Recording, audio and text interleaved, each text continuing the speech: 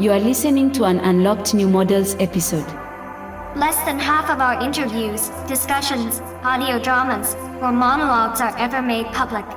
To access all of our content, or to join the discussions in our Discord server, visit patreon.com/newmodels or newmodels.substack.com. You're now listening to New Models.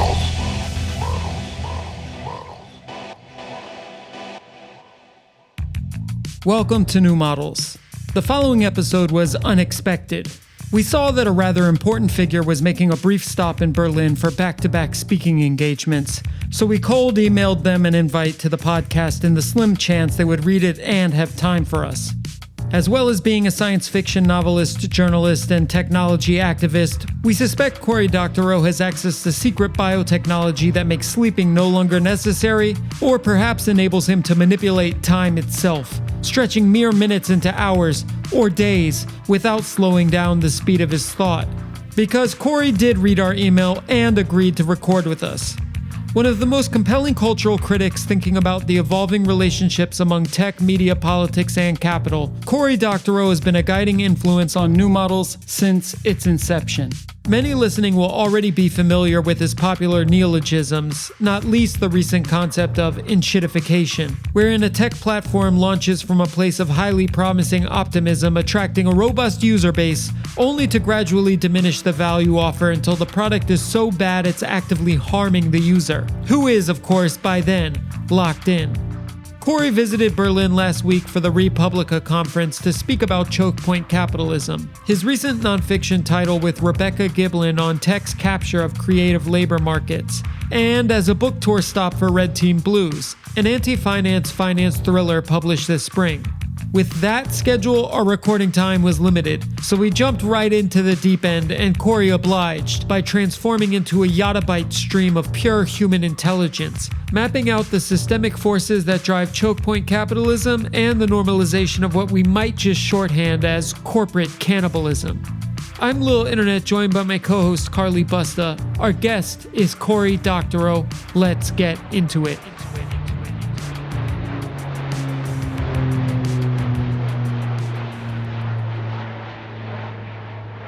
Okay, so we are recording today. We are so thrilled and lucky to be joined by the Cory Doctorow. Cory, welcome to New Models. Thank you very much. It's a pleasure. So you're in Berlin for the Publica conference and also as part of your book tour for your new fiction novel, Red Team Blues. But your most recent nonfiction book, Chokepoint Capitalism, co-written with Rebecca Giblin, examines the monopolistic middleman model of the largest internet companies and how they've starved the creative industry for their own enrichment. Yesterday, you and Rebecca spoke on this theme at Publica, showing how the market dynamics of big tech are leading to what you call the enshittification of the internet. Love this term. Relatedly, your recent blog posts have examined the predatory nature of private equity firms, how quote, fiduciary duty to shareholders, above all, leads private equity to justify wildly corrosive business policy, for instance, bifurcating a waning business into service and real estate components and making the service side pay rent to its real estate side until that service side collapses and the private equity firm can benefit from its sale or repackaging of the real estate, et cetera. You've also brought to light the kind of ridiculously obvious tax loopholes that corporations are somehow permitted to entertain. So, on a human level, the fact that any of this is legal makes next to zero sense. And we wondered, how did we get there? Could we start maybe a timeline sketched out of how we got to this point, key moments of economic policy, political change? Yeah, so I'd say that first, a lot of this stuff isn't legal. It's just tolerated, right? And when you go into the actual tactics used for, say, tax evasion detailed in the IRS files or what have you, you find that the actual tactics are not that sophisticated. You have these enablers, big law firms and accounting firms, consulting firms that charge very rich, very bad people large sums of money to cook up schemes that are extremely transparent. And yet the tax authorities don't seem to be capable of doing anything about it. And when you examine the degree to which these are very transparent and easy to pierce, you have to conclude that they don't want to do anything about it, right? It's not just that they can't. And so I think this points to the wider question of how we got to so much impunity, right? Where either laws aren't enacted, or if they are enacted, they're not enforced. And it's not just tax evasion, it's things like the failure to enforce the GDPR and the failure to hold firms to account for selling cyber weapons to dictators, or any of these other things that are pretty clearly unlawful and yet go on. And I think the key moment that explains how we got here is the neoliberal turn in the mid-1970s, late 1970s, early 1980s, Reagan, Thatcher, Mulroney, where I'm from in Canada, and other leaders around the world, who in general embraced a kind of counter-reformation to the New Deal and the post-war idea of a social contract, and in specific decided that they were no longer going to oppose monopolies, that monopolies would be presumed to be efficient, that the evidence that a company was doing something great is that all of its competitors disappeared. And so when you saw a monopoly in the wild, rather than becoming alarmed or angry, you should welcome it, celebrate it, and nurture it, because you wouldn't want to extinguish a company that was so efficient that it could make all of its rivals disappear. And this was in marked contrast to an earlier vision of anti-monopoly, the sort of Gilded Age trust-busting idea that, first of all, we should be suspicious of the tactics that firms use to acquire these monopolies. And second of all, that even if we think they're doing a good job, that the monopoly emerges naturally, that we should be suspicious of the monopoly anyway, because when firms reach a certain size, they become too big to fail, too big to jail. They are capable of suborning their regulators, capable of meddling in the political process. They make it very hard for us to produce the kind of evidentiary record that we need to make good policy. So if you think about policy as something that's like a little like peer review in the sciences, where someone has a question, right? Should we have net neutrality? How poisonous should our water be? What constitutes adequate sewage treatment? Is medical intervention safe or not? These are technical questions, right?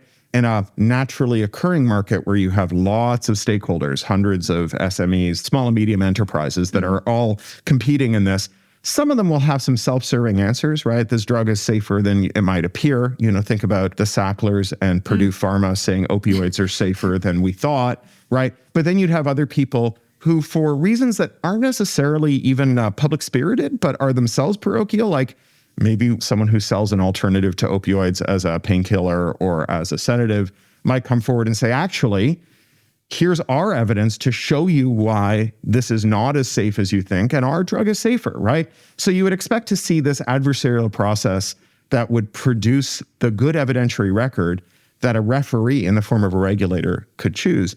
And when the number of firms in the sector dwindles to like 3 or 4 or 5, they become intrinsically collusive, right? Just think about being a studio executive in Southern California right now with 4 giant studios, right? If you're like a VP and you want to become an SVP, there aren't a lot of boxes in the org chart for you.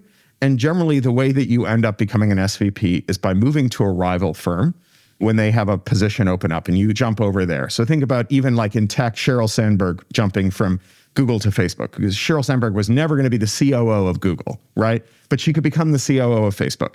And when that happens, the social relations between these individuals don't end, right? They remain godparents to each other's children, executors of each other's wills, whatever, right? They're just pals. They go to trivia nights on Thursdays, right? They're friends, right? Proverbial smoky back rooms are real between all these. Maybe they just have adjacent cottages and they see each other at the lake, right? They know each other. And moreover, the business practices move from one firm to the other. In fact, that's a reason to poach someone, right? It's like, how do you run your ad market at Google? Well, I can come to Facebook and tell you how the ad market works. And so these practices spread over.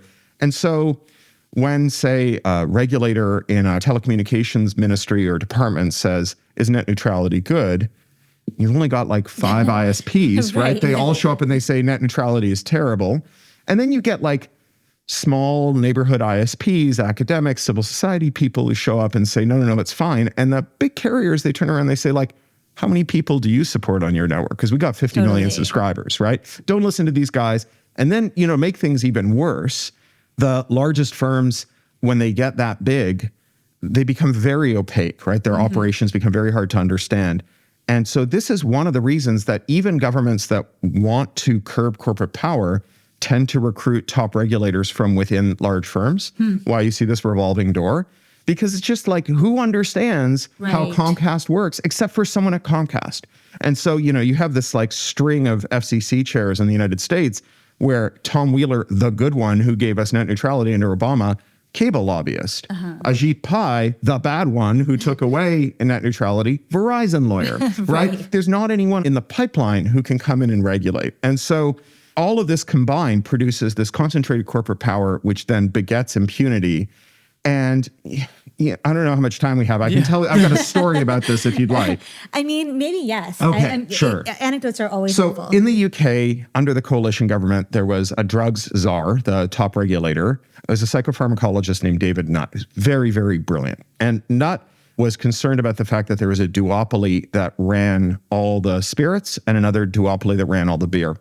And that both of them had said in their shareholder disclosures that without binge drinking, they would not be in profit, right? That the margin all came from people who drank in unhealthy ways. This was an official government priority to curb it. And both sectors, spirits and beer, had developed their own self-regulated curriculum to curb binge drinking that wasn't working. And their argument was it couldn't work. Binge drinking is like a fact of life, and adults are making decisions, and they're bad decisions, but you can't improve those decisions through interventions. So Nutt, being a scientist, designed a randomized controlled trial where he put together his own curriculum, and he randomly either taught the drinks industry's curriculum or his own. And what he found was that he could seriously reduce binge drinking with his own curriculum. So they were either not trying hard or not very good or lying, right? So this should have a happy ending because we should just be able to set this up. But one of the things Nutt did around this time is he published a paper in Nature in which he said that cannabis was safer than alcohol, which empirically it is. I don't like cannabis. I'm actually a bourbon drinker, but I will stipulate that cannabis is much better for you than alcohol. Alcohol is an extremely dangerous drug. We radically underestimate how dangerous it is. And the Home Secretary, Jackie Smith, called him up, and in his book about this, he recounts the conversation. She says, you can't compare alcohol to cannabis. And he says, well, why not? And she says, because cannabis is illegal and alcohol isn't. He says, but why is cannabis illegal? She says, well, because it's dangerous. And he says, but it's not as dangerous as alcohol. And she says, but you can't compare it to alcohol. So he refused to back down and he got fired. So you have this duopoly, or two duopolies, spirits and beer, who are engaged in conduct that produces profit at an enormous public expense. The cost of binge drinking to the British economy, let alone the health and welfare of the British people, is very, very high, much higher than the profits that they reap from this, right? This is the definition of corruption, is concentrated gain, diffused costs, right? So these costs are borne by everyone. The profits are reaped by a small number of people. When someone comes forward to regulate them in a muscular way that would have limited their profits, they get them fired, right? And so like, how did we get here? Well, we let the industry dwindle to two firms in each sector. And as a result, both firms were able to effectively regulate themselves in ways that were contrary to the public interest. And in part, is that because in the 1970s, when this neoliberal policy was coming into being, there was still this post-war glow of that companies take care of their employees and they do good for society. And there was a buffer zone there where the government still trusted in companies, or? I don't know. I mean, there are a lot of different explanations for what happened. So, Thomas Piketty, the French economist who wrote Capital in the 21st century, he has this idea, which I think is empirically borne out, that the rate of return to capital is always going to be greater than the rate of growth. And so if you start with money, you end up with more money even than the people who do the most things. So like, he's got this very good comparison between Lillian Bettencourt, who's the heiress of the L'Oreal fortune, richest woman in the world, never did a day's work in her life. Bill Gates, who started the most successful company in the history of the world. And Bill Gates, after he retired, when he became an investor and stopped doing things and just started allocating money. And so Bettencourt makes more money than Bill Gates over the period that Microsoft was founded to when Bill Gates retired. But Bill Gates makes more money than either of them when he stops doing things and just starts moving money around. Incredible. Right? And so the rate of return on capital is always going to be greater than the rate of growth, even under conditions of extremely high growth. And that means that people with capital will just get more and more capital until they have all the capital, and then they control their political outcomes. And he says, basically, the two wars were this orgy of capital destruction. Yeah, it wiped out all the poor people, but all the poor people only had 1% of the world's wealth in the Gilded Age. The 1% had 99%. If you wipe out 75% of the world's capital stock, most of that destruction necessarily is going to fall on the people who have the money, right? Willie Sutton, you rob the banks because that's where the money is. Right. And so the share of capital controlled by the top decile, the 10% richest people, falls by 1945 to this level where, in Piketty's view, they can no longer exercise political control. And then in the absence of sufficiently muscular redistributive policies in the 30 years afterwards, the 30 glorious years we celebrate as the golden age, the capital reaccumulated. And so by 75, they're just able to take things over. So that's one explanation. Another explanation is just OPEC, right? Sure. You get the Israeli war, you get the OPEC retaliation, you get a crisis. As Milton Friedman says, during a crisis, ideas can move from the periphery to the center very quickly. There's also just this sense that after 3 generations, something that is quite new can become something that's always been there. And so we just forget that the reason that companies have become servants of the people instead of the other way around is because we have this muscular policy. And we're like, well, we just don't need the muscular policy. We can just let the companies run rampant because we've forgotten what it was like before then. It's just shrouded in the midst of time. It's a bit like, we just renovated our kitchen, right? And, you open up the walls and you're like, no one knows what this mysterious vertical wooden beam is doing, but we have to check really carefully before we pull it out because maybe it's there to hold up the whole front of the house, right? Totally. You just forget what your policy scaffolding is doing after a couple of generations. Yes. When it comes to corporate tax avoidance, evasion, whatever, I wonder how much of this extraction is enabled by the time and friction differential between the fast and fluid private world and the slow grinding public policy world, and how much is just outright complicity, collaboration, corruption of politicians with these bad actors? Well, I think we get a bit of an empirical look into that with Panama Papers and Paradise Papers, LuxLeaks, Swiss Leaks, and the IRS files, where you see politicians very thoroughly implicated in a lot of this. So, Upton Sinclair says it's difficult to get a man to understand something when his paycheck depends on him not understanding it. When the Prime Minister of the United Kingdom is married to a non-dom who is avoiding taxes on a fortune worth billions, and you ask, are policymakers doing this on purpose or are they just incapable?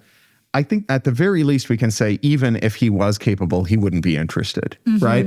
Well, it'd be hypocritical. Yeah.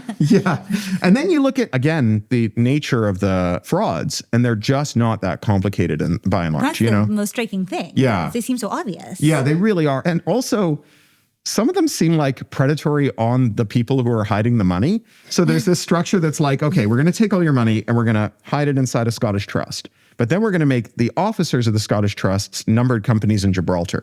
But then we're going to make the officers of the numbered companies in Gibraltar Scottish trusts. And you're like, you clearly don't think that a Scottish trust is robust enough. And so that's why you've added this Gibraltar layer. So what does adding a Scottish trust layer on top of the Gibraltar layer get you, except for a bunch of billings, right? If you're like Mossack Fonseca or Ernst & Young or whatever, you're just like billing by the company you form. And it's just a way to like soak the rich. Like, it's very weird. It's millionaires soaking billionaires, right? But if we can look at this and say, oh, this is pretty transparent, why can't the IRS look at it and say this is pretty transparent? We have this discourse about tax that says it's the loopholes, that it's actually just very hard. You have this complicated tax code. It gets more complicated every time you try to plug a loophole. You generate more loopholes, and so on. Complexity is the enemy of security. But we have many areas of law in which judges are asked to interpret legislative intent when making a judgment. It's not this kind of gotcha game where the legal code runs like computer code, where if you have a single syntax error, then you can do whatever you want. The judges actually do like reach in beyond the text of the statute and try to understand the intent.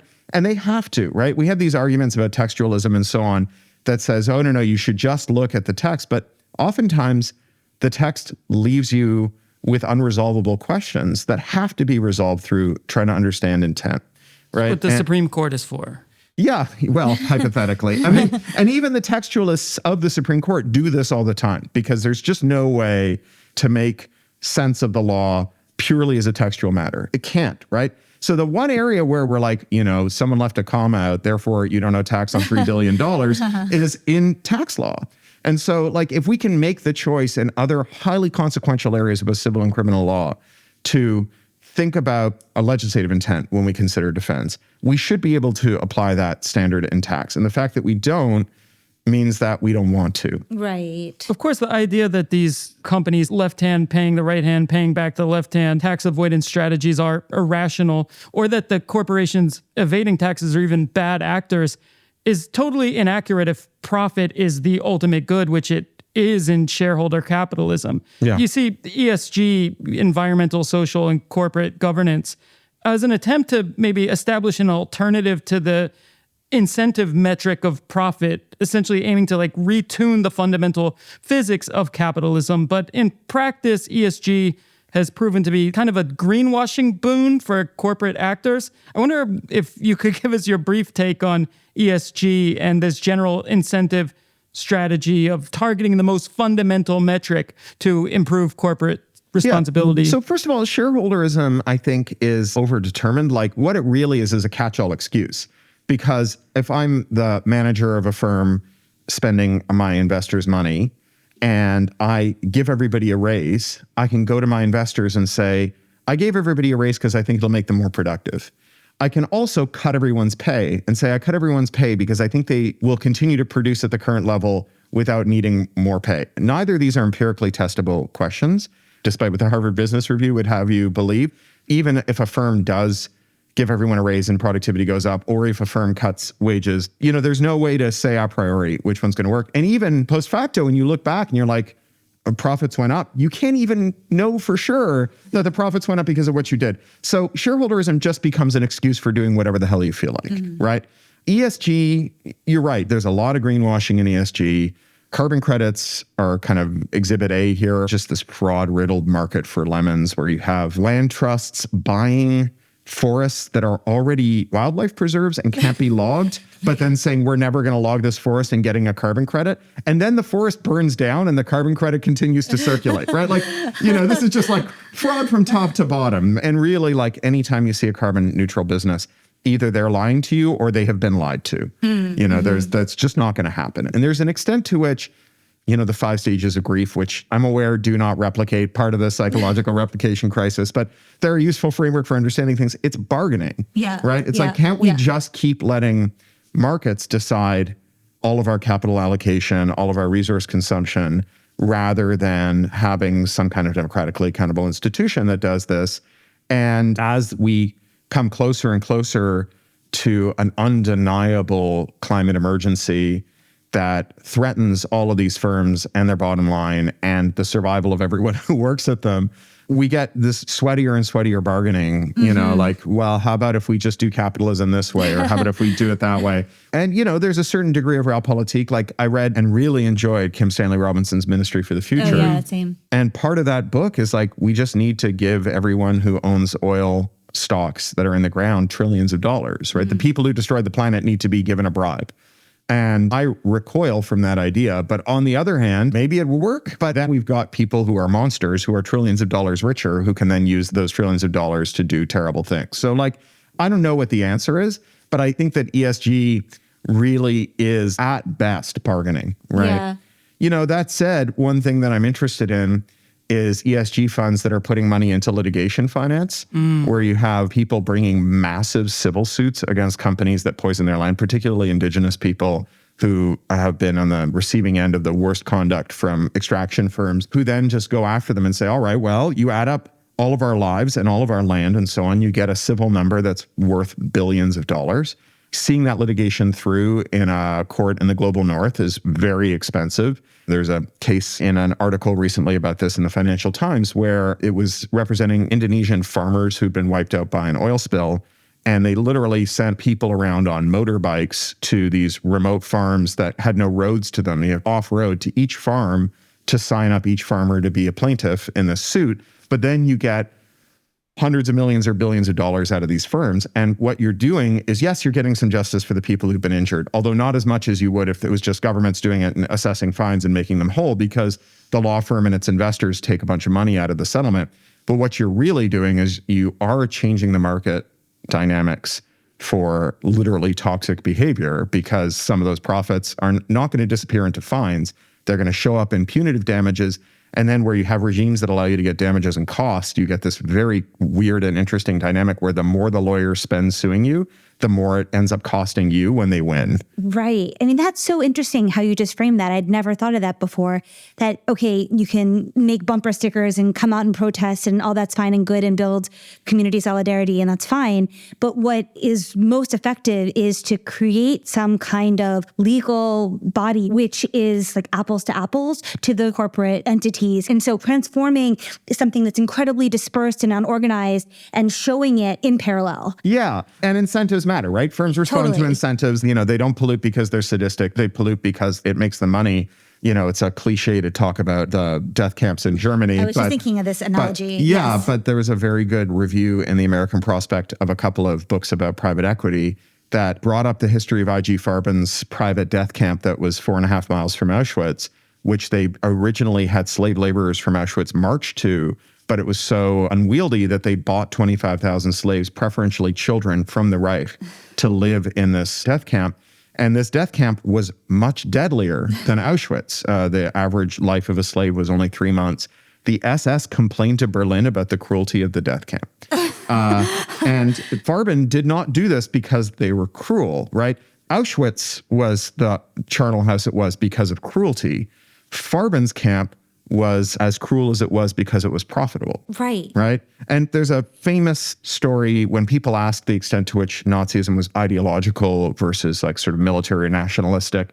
There's this famous example where as the Reich is losing, they divert a gigantic amount of resources to shipping prisoners and concentration camp inmates to death camps to kill them at the expense of military defense of the Reich, right? So this is considered to be a very ideological thing, right? Even when it would have been in their best interest to stop killing Jews, they kept killing Jews rather than saving their own skin. So that's very clearly ideological. I don't think anyone would argue that Farben would have kept killing Jews if it didn't benefit them, right? They just kept doing it to the extent that it was good for them, and they did it in a way that was much crueler and more bloodless. And 24 Farben executives were brought up on charges, and all but 4 were acquitted, and their defense was shareholderism. Wow. Right? We didn't do this because we hated Jews. We did it because we had a duty to our shareholders to make as much money as possible. We were a for-profit entity.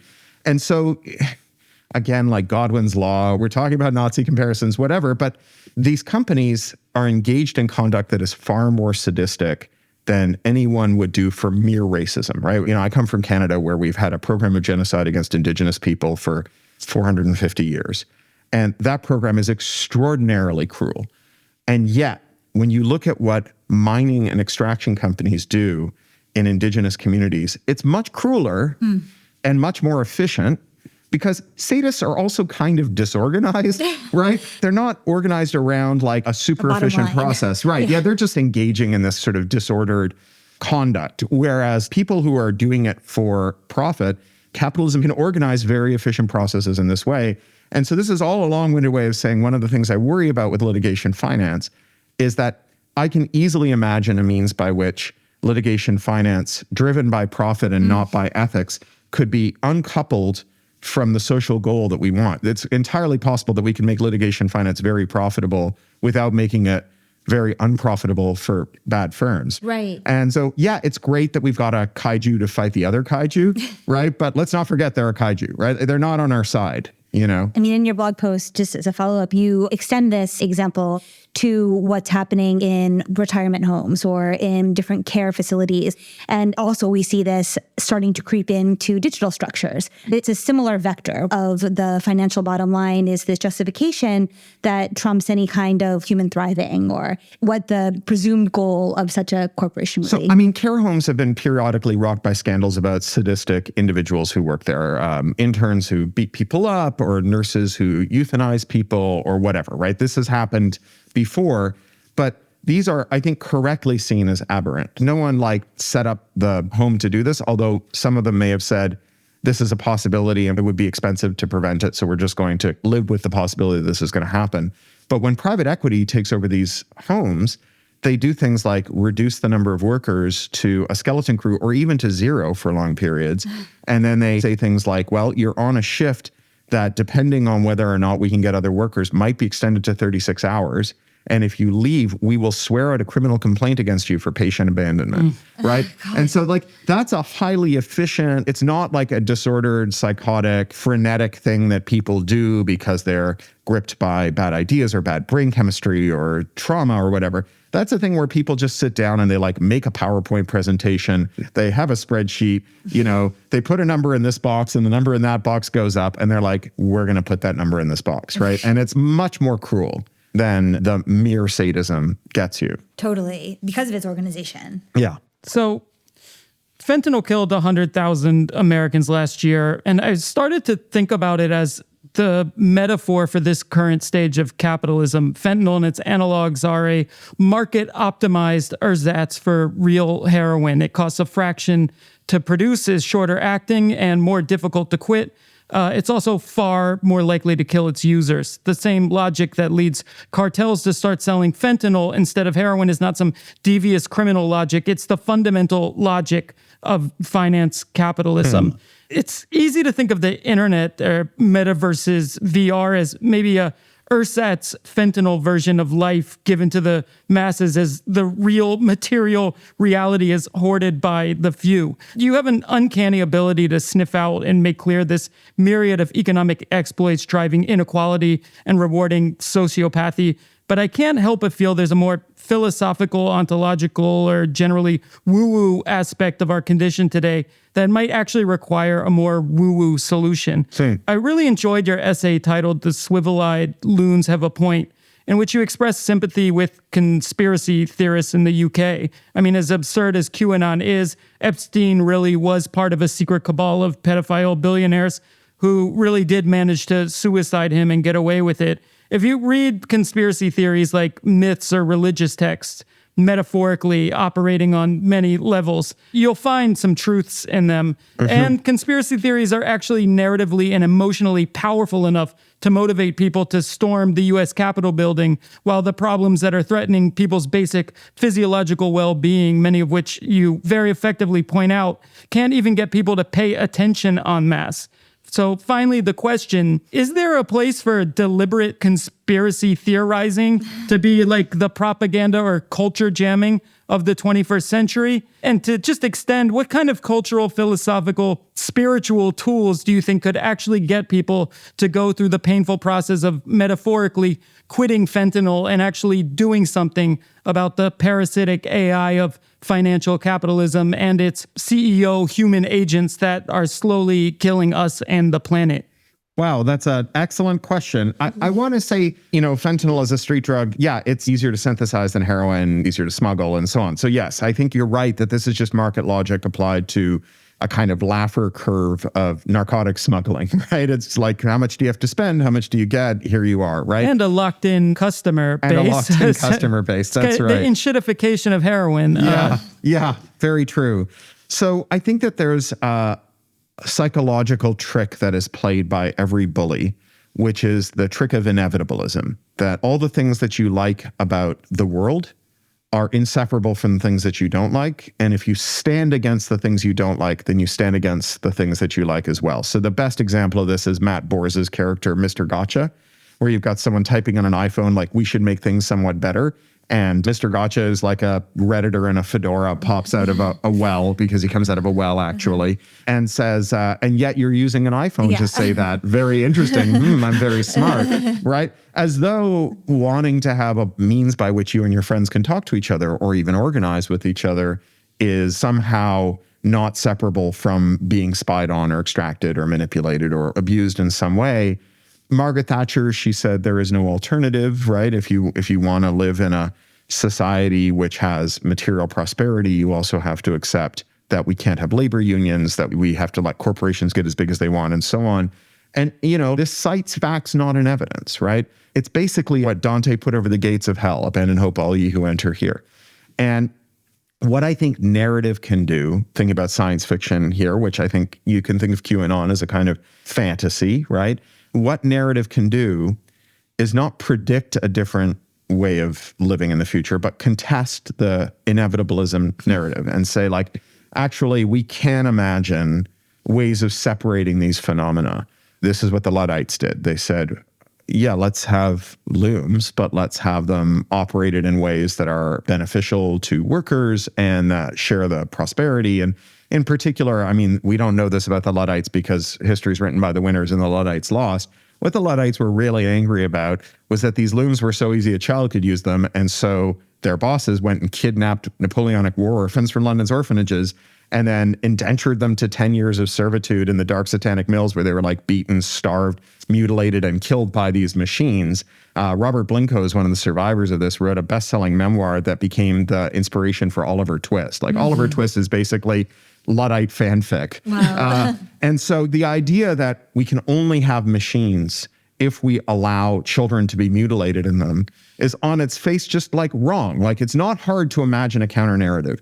And so conspiratorialism, I think, is always at the intersection of a collapse in trust in institutions and a real world trauma that is caused by the collapse of institutions. Is very dislocating to have these technical, difficult decisions to resolve, like, should I get a vaccine? Is my kid going to be an ignoramus if they go to Zoom school? Is the 15-minute city a prelude to mass surveillance and control? These are like technical questions.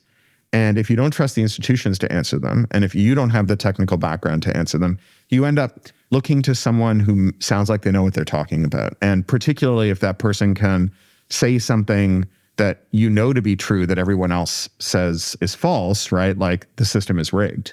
You know, think about Trump and Clinton, where Trump says the system is rigged, and obviously he was going to rig it further, but he was willing to say it. Whereas Clinton's rebuttal to make America great again was, America is already great and always has been. Right. No wonder people didn't vote for her, right? I mean, there are lots of other reasons people didn't vote for her, but that is poison, right? You're just telling people, like, if you think that the system is not good, don't vote for me because I like it, right?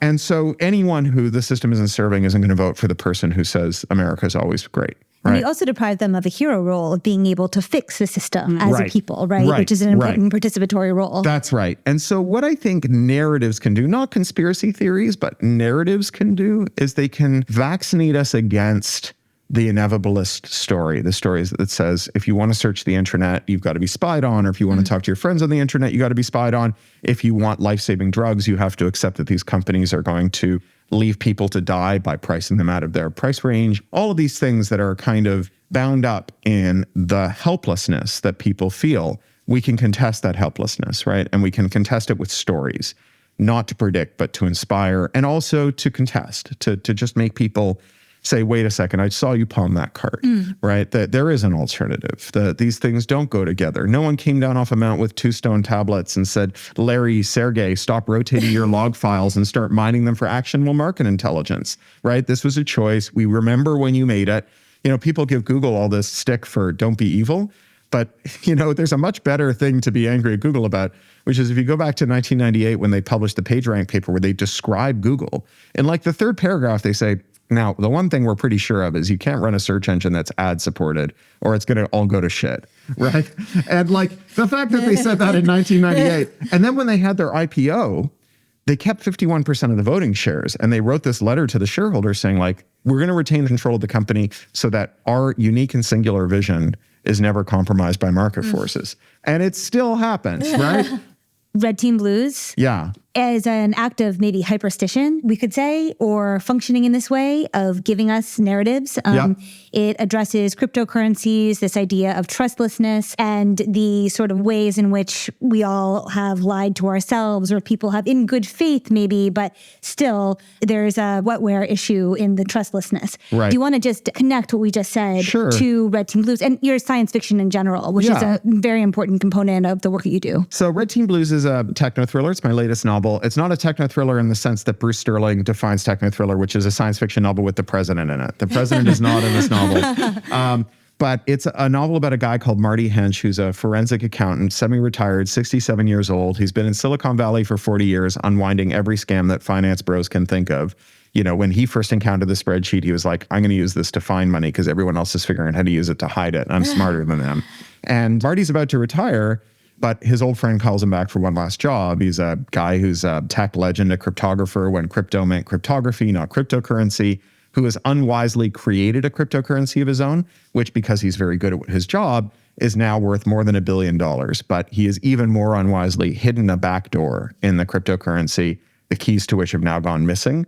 And much of that $1 billion comes from drugs cartels, money launderers, and so on. And if their money goes missing, they're going to show up on this guy's door and flay him alive. And so he needs Marty to find the keys. So this is the story about the role that scams have played and finance has played in curdling the dream of technology as a source of human liberation and turning it into a source of human control and manipulation.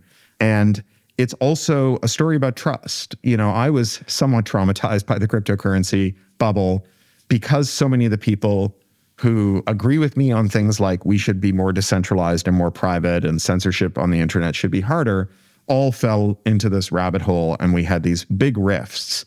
And at its core, the best thing you can say about cryptocurrency is it tries to replace the squishy, difficult business of figuring out whom to trust, which is the most important thing. You know, who do you give your spare keys to? Who do you trust to babysit your kids? Who do you trust to have a kid with? Or even making society well lubricated. You know, if you get on the U-Bahn, there's not a turnstile because it's a high trust society. I was on this tour with this book earlier this month, and I was in Oxford. I nearly missed my train because of the pileup at the turnstile for everyone to feed their card through it. Multiply that 1 million times. And there's just this huge drag on all of us from not being able to trust people. And so the cryptocurrency people are like, we'll figure out how to trust math, and then we don't have to trust people. And that means you can even transact with people that you have no basis for trusting because you don't even know who they are. We can have trust across anonymous barriers and so on. And it just doesn't work. That's the problem, right? It just doesn't work. And caveat emptor, which is like part and parcel of this model, has just seen billions of dollars stolen from people who did nothing more than trust someone who sounded like they knew what they were talking about, who are just trying to secure a retirement or find a way to keep their money safe or whatever, and who just ended up being cleaned out by monsters. And when you look at how the movement itself runs, it runs on solidarity, right? Like the watchwords of cryptocurrency, one is we're all going to make it, right? We're in this together. When you listen to people talk about why they love cryptocurrency, they talk about the community, the solidarity, the friendship, the camaraderie, all those things that build trust.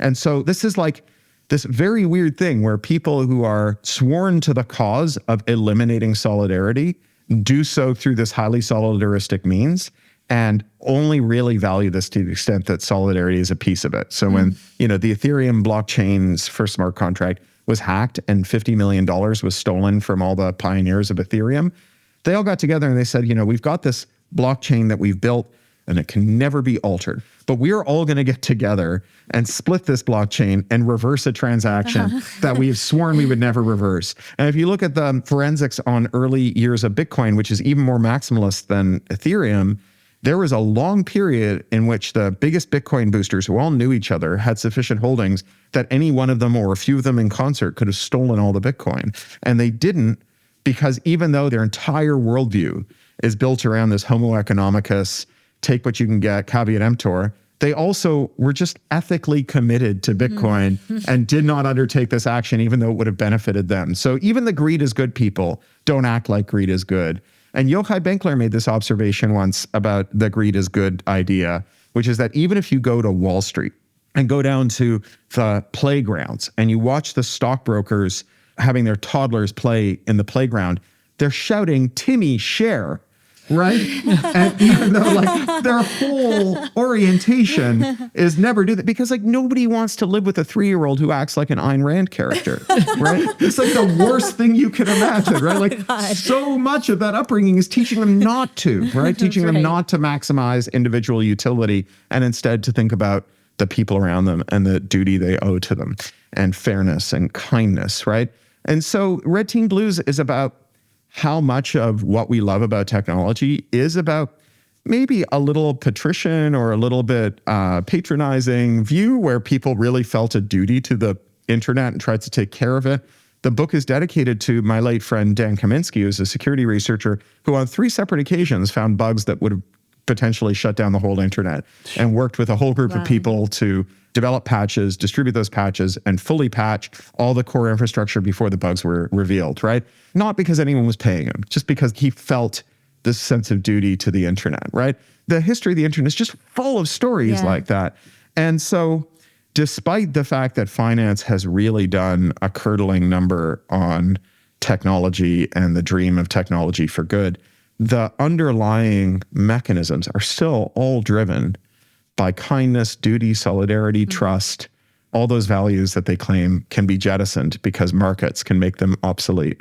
Yeah, well, let's hope that this book inspires a bit of that kind of thinking on a macro scale. It's a great place to end. Red Team Blues is available anywhere you can buy books, more or less. I know you're also crowdfunding a audio version of this. No, it's already crowdfunded. Oh, it's already crowdfunded. It's out. Yeah, okay, Will Wheaton reads the audio. He does an amazing job.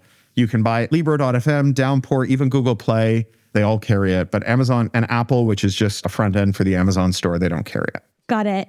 Well, we'll put all of the details in the show notes. Cory Doctorow, thank you so much for your time this morning in Berlin. And safe travels. Thank you so much for making the time. Oh, my pleasure. We'll have to crack open copyright and AI big data sets some other time. Exactly. Some other time. Thank you so much. All right. Thanks, guys. Ciao. Ciao.